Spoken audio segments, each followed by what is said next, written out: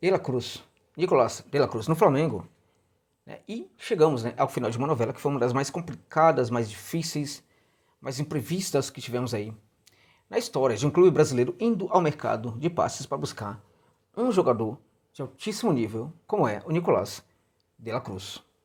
Como é que ele pode jogar no Flamengo? O que ele vai entregar para o Flamengo? Aquelas lesões que tinha o De La Cruz no passado, elas ainda se apresentam no horizonte do provável? Deverão aparecer nessa temporada, em outra temporada? É coisa do passado? É no lugar de quem este jogador vai atuar? Ele pode e deve jogar juntamente, né, com, né, o Arrascaeta? Ele vai jogar no lugar do Arrascaeta? Enfim, quem é De La Cruz? Como é que ele joga? Como é que ele vai jogar no Flamengo? Este é o motivo desse vídeo aqui. Espero contar aí com a sua participação no vídeo até o final, mas eu vou deixar aqui uma minutagem no vídeo para você ir pulando os capítulos caso você não queira assistir, né, um ou outro, né? Então já pode ir pular diretamente para aquele capítulo que te interessar, né? Bom, além disso, chamar aí a sua atenção para o fato de que este vídeo tem um patrocínio da PagBet, que é um caso de aposta importante aqui para o meu trabalho, para você que curte evidentemente uma aposta esportiva.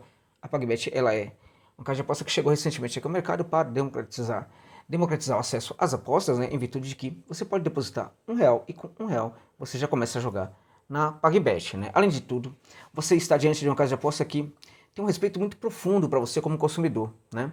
Então, o cadastro é muito simples, rápido, fácil, sem burocracia, né? Quando você ganha algum valor, imediatamente isso entra na sua conta em fração de segundos, né? Então, eu pedi ali o saque, rapidamente entra na sua conta, por quê? Porque tanto o depósito como o saque podem ser feitos, são feitos via Pix, né? E é interessante, né, quando eu falo que respeita muito você como consumidor, vale lembrar que tem casas de aposta que ela decreta um valor mínimo, né, para mandar o dinheiro para sua conta, né, para o saque. Também, quando o valor é muito alto, sempre tem uma enrolação muito grande para que você possa receber o seu dinheiro. Tem gente que demora 3, 4, 5 meses para receber, é uma confusão. Esses problemas você não vai encontrar na PagBet. Independente do valor, né, mínimo, né, o valor cai na sua conta quando você fizer a solicitação do saque. Se o valor for muito alto também, esse valor vai cair na sua conta imediatamente. Então, não tem essa dificuldade. Além do mais, você tem na PagBet um atendimento humanizado durante 24 horas por dia, ou seja, você vai ter alguém e não uma máquina te atendendo, mesmo às 4 da manhã, mesmo às 3 da manhã, lá na PagBet, tá bom, gente? Então, por tudo isso, eu recomendo para você que curte uma aposta esportiva, usar o link que está na descrição desse vídeo e também no comentário fixado para se cadastrar na PagBet, tá bom, gente? É isso. Falemos então sobre o Nicolás de la Cruz, jogador que teve ali momentos de altos e baixos quando estava no futebol do Uruguai. Era um jogador extremamente promissor, mas o Pato Sanches, né, o seu irmão, era tido como um jogador bem mais evoluído, né? Na família, muitos desconfiavam que o De La Cruz era o melhor jogador dos dois, né? Mas todos apostavam que o Pato Sanches teria uma carreira internacional muito mais importante do que o Nicolás de la Cruz, em virtude da dificuldade dele manter uma regularidade. Enquanto seu irmão era um jogador muito regular, o Nicolás era um jogador que tinha dificuldade de manter essa regularidade, né? Ele foi visto pelo Galhardo, quando o Galhardo estava no River, como um jogador diferenciado. Então ele é contratado para o River, ele é trabalhado no River pelo Galhardo, ele é treinado no River pelo Galhardo e ele se torna um grande jogador. Com o Galhardo ele ganha muita confiança, muita autoestima, ele aprende a jogar em vários lugares do campo. O Nicolás de la Cruz passou a ser um jogador muito polivalente, né? Um jogador total, que pode atuar em todos os setores ali do meio de campo. Ele pode ser o primeiro, o segundo ou terceiro homem do meio de campo, ele pode jogar também até mesmo como um atacante aberto pelo setor esquerdo, ele pode também jogar como atacante aberto pelo setor direito, ele pode jogar como segundo atacante, né? Ou seja, ele oferece múltiplas possibilidades para o Adenor a partir de agora no rubro-negro da Gávea, né? Então era um jogador que tinha ali uma dificuldade muito grande para manter a regularidade, como eu disse, em alta, né? Um jogador que tinha, portanto, alguns momentos muito altos e outros também muito baixos. Esse foi o primeiro problema que foi corrigido ali no River pelo Galhardo e sua comissão técnica, né? Então a médica Sandra Rosselli, que é uma médica especializada ali em empoderar jogadores, né? Fez um trabalho ali com vários exercícios para o De La Cruz, para que ele conseguisse ter uma mente mais protagonista, né? Para que ele conseguisse entender mais o jogo, aprendesse a fazer uma leitura do jogo muito mais ampla, né? E aprendesse também a se projetar, a inserir nesse jogo como uma figura protagonista que pudesse mudar completamente este jogo. Então essa modificação na mente do De La Cruz foi feita, foi construída pela comissão técnica do River, notadamente pela médica Sandra Rosselli. E aí o que acontece? Na verdade não é Sandra Rosselli, permita-me a indelicadeza, né? Tem outro nome, agora não me recordo, mas eu vou deixar aqui na descrição desse vídeo, tá? E aí o que acontece? O De La Cruz ele melhora a partir daí, vira um jogador muito diferenciado, ele passa a ser utilizado, sobretudo, como um segundo homem ali de meio de campo pelo Galhardo, né? Só que vieram, a partir de então, as lesões no joelho, lesões difíceis de serem ali assim, resolvidas, né? E aí o De La Cruz, quando ele começou a ter lesão, ele passou a demonstrar uma dificuldade para se recuperar dessa lesão. Depois da primeira lesão que ele teve, ele voltou com tudo e aí rapidamente também se lesionou, né? A partir daí, gente, dessa primeira volta, né, da lesão, ele passou a ser um jogador muito pouco confiante no seu próprio jogo, né? Então, ele começou a ter grandes jogos e jogos também ruins, ou seja, ele voltou a manifestar dentro de campo os altos e baixos que marcavam tanto a carreira dele no começo, né? Então, e por que isso aconteceu neste momento? Aconteceu neste momento porque o De La Cruz parecia ter medo, né, de se dedicar completamente ali ao jogo. Parece que o fantasma das lesões sempre o perseguiam. Ele tinha dificuldade, na verdade, para enfim, para ficar livre desse fantasma aí das lesões. Então, às vezes ele intensificava muito, vinha a lesão. Às vezes ele não intensificava muito e também vinha lesão. Então as lesões passaram a perseguir esse jogador, de tal sorte que muitos o decretaram como jogador que teria uma vida muito curta no futebol profissional, né? E aí o De La Cruz, o que acontece? O que foi percebido ali, né, pela comissão técnica do Galhardo é que quando ele não jogava bem, ele não jogava bem justamente porque ou ele estava no processo de recuperação de lesão a mental das lesões, evidentemente, ele era liberado sempre que tinha condição para jogar, mas ele não se sentia muito confiante, né? Então, às vezes, ele não entregava muito por causa disso, né? E quando ele confiava muito, tentava jogar, às vezes não acontecia absolutamente nada, né?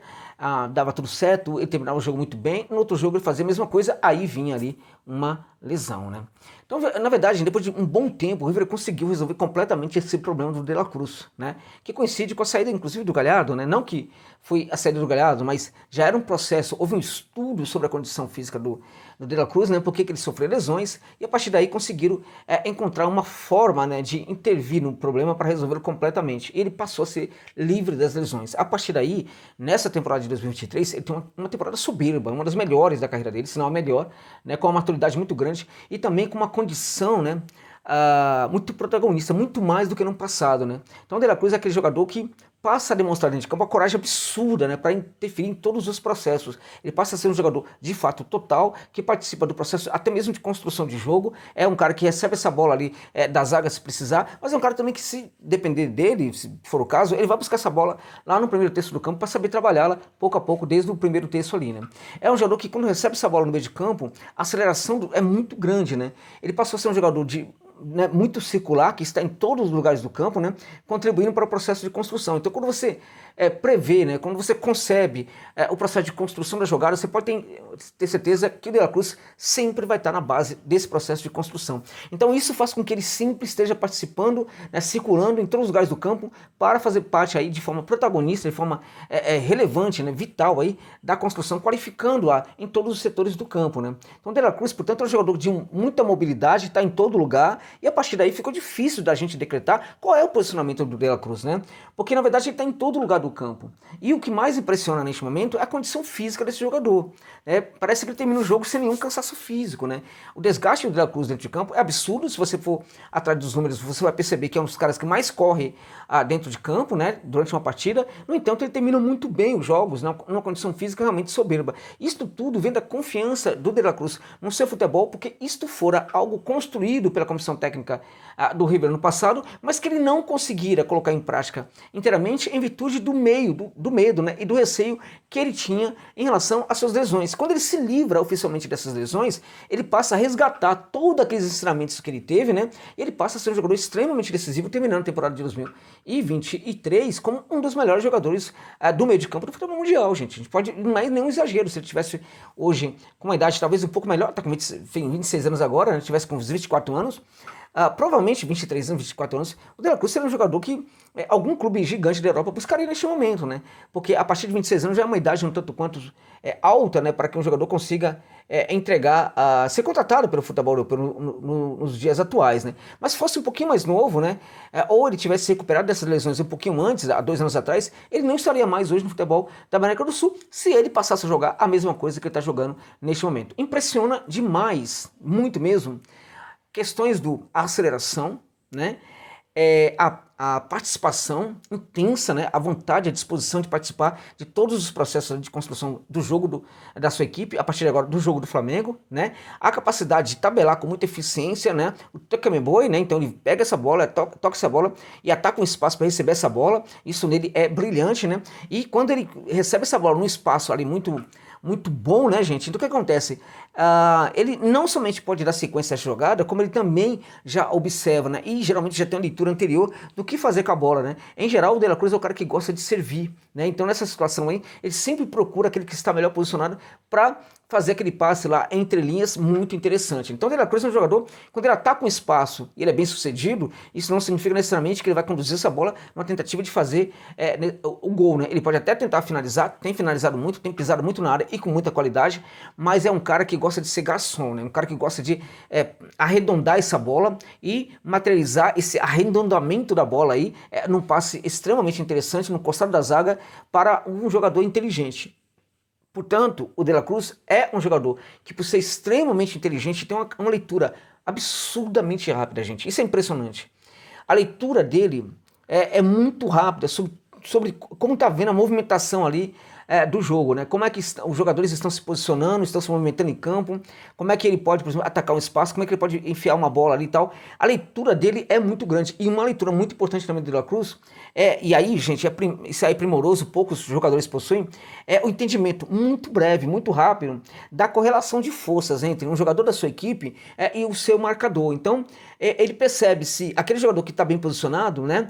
Está bem posicionado, mas tem uma marcação, se aquele jogador vai conseguir vencer no duelo aquele marcador. Então ele percebe rapidamente se essa correlação de forças ela é positiva ou não. Isso muitas vezes faz com que o De La Cruz dê passes que ninguém imagina. Então, por exemplo, tem lá um jogador que está mais ou menos muito bem posicionado, né? Então todos esperam que aquela bola vá alcançar aquele jogador. Então o De La Cruz vai fazer o passe para aquele jogador. Mas quando ele efetiva a leitura de que aquele jogador não está numa condição que vai permiti-lo ali ter uma superioridade qualitativa, o que ele faz? Ele não faz o passe. Então ele procura um outro passe. Ou seja, o jogo do De La Cruz, pouco a pouco, vai ficando dentro de campo um jogo imprevisível. Notadamente imprevisível para os marcadores. E essa é uma arma muito importante no futebol, né? Quando o marcador não consegue entender qual é a pretensão do jogador. O De La Cruz hoje, portanto, ele se coloca dentro de campo como esse jogador inteligente, né, que consegue fazer passes muito rápidos, consegue acelerar o jogo com muita qualidade e que requer jogadores com movimentação também muito inteligente. Eu diria para você que o Pedro, que é um grande centroavante, né, tecnicamente é um centroavante muito elevado, né, pode ganhar muito com a presença de um jogador como o De La Cruz, mas muito mesmo, né? Então é possível que o Pedro vire um artilheiro ainda com muito mais gols do que ele é na carreira dele. Outros jogadores também podem ganhar bastante com a presença do De La Cruz. Por exemplo, o Arrascaeta. Eu não vejo ele chegando para jogar no lugar do Arrasca, embora ele possa sim, em algumas situações, substituir o Arrascaeta. Ele tem condição de ser posicionado ali no lugar do Arrascaeta e mandar muito bem. Eu vejo chegando para jogar no setor esquerdo, né? Provavelmente ali o Bruno Henrique saindo da equipe, né? Ou ele pode jogar também no próprio setor direito, saindo da equipe, por exemplo, um jogador como o Everton Ribeiro, ele entrando no lugar do Everton Ribeiro, mas evidentemente não ficando somente naquele canto.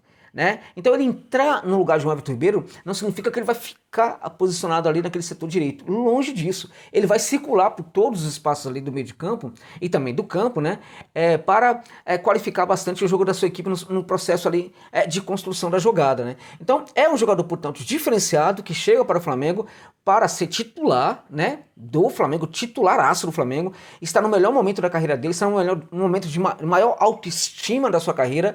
É um jogador que muda assim o patamar em termos de coragem, de qualidade do jogo do Flamengo. O Flamengo pode ter as mesmas boas soluções que vem apresentando aí de 2019 para cá, nem que sempre elas têm se concretizado, mas aquelas boas soluções do jogo do Flamengo podem perfeitamente acontecer agora com muito mais aceleração, com muito mais velocidade. Então De La Cruz, ele diminui o tempo em que as coisas boas possam acontecer. Então o Flamengo tende a ganhar demais com essa contratação. Evidentemente que a equipe ainda precisa seguir no mercado, trazer outros jogadores, precisa trazer jogador para o setor direito, precisa pensar zagueiro, precisa pensar muitos outros jogadores aí ainda para serem contratados. Agora o De La Cruz, de fato, ele é diferenciado e ele entrega sim qualidade. Ele entrega mudança de patamar aí para o meio de campo do Flamengo. A partir de agora você vai ter um jogador circulando e todo mundo vai ter que circular e entrar nessa daí também, né? Ele ajuda, portanto, jogadores até mesmo como o Arrascaeta, que também pode ganhar muito com a sua presença, né? A ter uma noção muito mais precisa do que fazer dentro de campo, né? O Arrascaeta, portanto, é mais um jogador jogador que pode ganhar com essa grande contratação do Flamengo, que é o Nicolás de la Cruz.